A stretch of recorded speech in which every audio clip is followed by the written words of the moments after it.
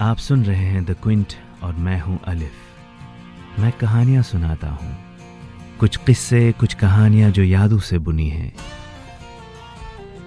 कुछ सपनों की कहानियां और कुछ अपनों की कहानियां।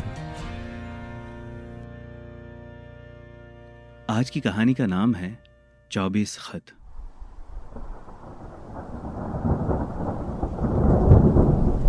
बारिश के दिन फिर से वापस आ गए। गरज, बरस, बरसात की टिप टिप और खिड़कियों के गिलास पर एक दूसरे से रेस अड़ाती बूंदें।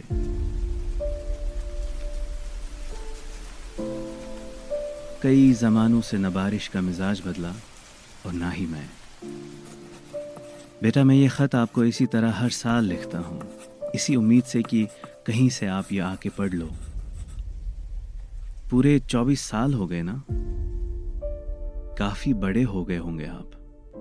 काश ये उम्र रसीदा अब्बू आपको एक बार देख पाता। आपको शायद खबर नहीं होगी, पर आपके लिए आपके अब्बू ने काफी कहानियां बुनी हैं, पर कभी मौका नहीं मिला कि रात सोते वक्त आपको सुना सकूं। बेटा जी, मेरी एक तमन्ना है कि आपको पेपर बोट बनाना सिखाऊं, जैसे मैंने अपने अब्बू से सीखी थी। मैंने तो वो स्पॉट भी ढूंढ लिया है जहां से उसे हम पानी में उतारेंगे, और मुझे तो पक्का यकीन है कि आपको भी मेरी तरह तारे गिनने का शौक है। हम दोनों मिलकर तारे गिनेंगे। तो क्या हुआ, मैं आपसे बड़ा हूं। मैं अभी भी 20 तक ही गिन पाता हूं, फिर तारे ही खो जाते हैं। आप रहोगे तो 20 के बाद वाले आप गिनते रहना। और हाँ, पानी पूरी तो आपको भी पसंद होगी ना, एक सूखा एक पानी के साथ, राइट? तो चलो एक काम और विश लिस्ट में जोड़ते हैं। शाम को ना हर रोज छुप छुपाए पास वाले शर्मा जी के चाट भंडार से खा लिया करेंगे, बट प्रॉमिस करो कि आप मम्मा को नहीं बताएंगे। लिखने को तो बहुत कुछ है, पर लिखने बैठूं तो अल्फाज कम पड़ जाएंगे। बहुत मिस करते हैं हम आपको।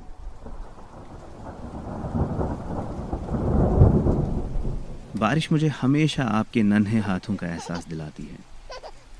काश कि ये 24 साल की दूरी 24 घंटों में तय हो पाती। काश कि आप मुझे एक बार, बस एक बार अब्बू कह के पुकारते। वो मेरी बाकी बची हुई उम्र गुजारने के लिए काफी था। हमने तो आपके कमरे की वॉल्स भी पेंट नहीं की।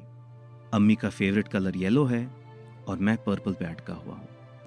आज तक हम डिसाइड ही नहीं कर पाए कि येलो करे या पर्पल, या हो सकता है आपको कोई और कलर पसंद हो।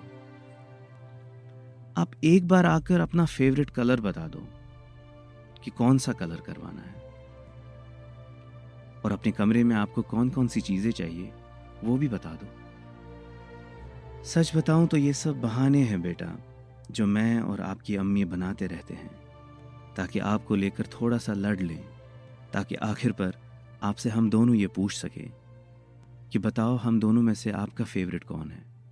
बेटा जी, आप ये ना समझना कि आपका अब्बू कमजोर है, पर जज्बात के हाथों कभी कभार एक आध आंसू बह के निकल जाते हैं। मैंने सोच लिया था कि आपको कभी किसी काम के करने से नहीं रोकूंगा। आजकल की रस्में हैं ना कि कई सारे ख्वाब अपनों के हाथों टूट जाते हैं। मैंने सोच लिया था कि जिंदगी भर एक दोस्त की तरह कदम कदम पर आपके साथ रहूंगा।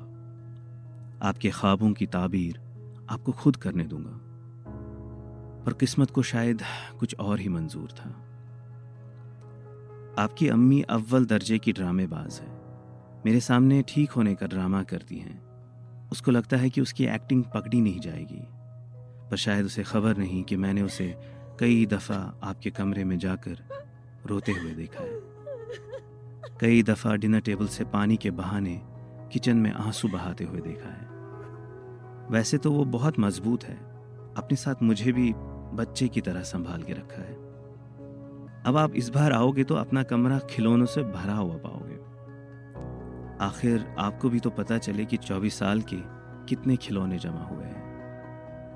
आपकी अम्मी तो आपके कमरे में मुझे घुसने भी नहीं देती।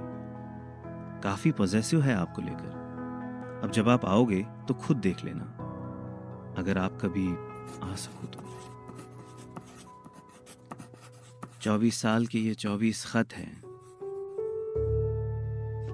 और हर साल की तरह ये वाला खत भी मैं लिफाफे में तो डाल रहा हूँ, पर शायद ये खत कभी पोस्ट नहीं कर पाऊँ। बेटा जी, ये 24 के 24 खत मैं आपको पोस्ट ही कर देता, पर हमेशा की तरह वही सवाल सामने खड़ा हो जाता है कि एड्रेस क्या लिखूं।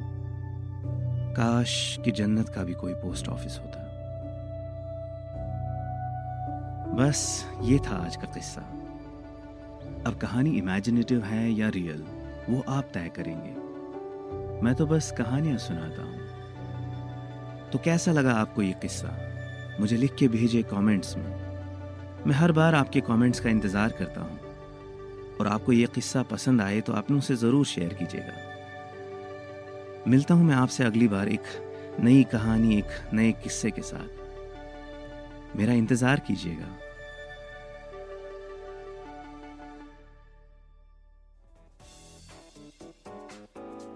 Thanks for listening. Log on to the Quince website and check out our other podcasts.